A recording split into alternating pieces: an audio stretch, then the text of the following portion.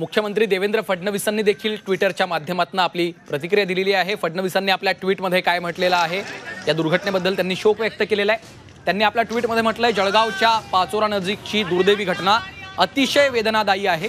मी दुर्घटनेतल्या मृतांना भावपूर्ण श्रद्धांजली अर्पण करतो। माझे सहकारी मंत्री गिरीश महाजन तसेच पोलीस घटनास्थळी पोहोचलेत। जखमींच्या उपचारासाठी तातडीनं व्यवस्था केली जाते। 8 रुग्णवाहिका रवाना करण्यात आलेल्या आहेत।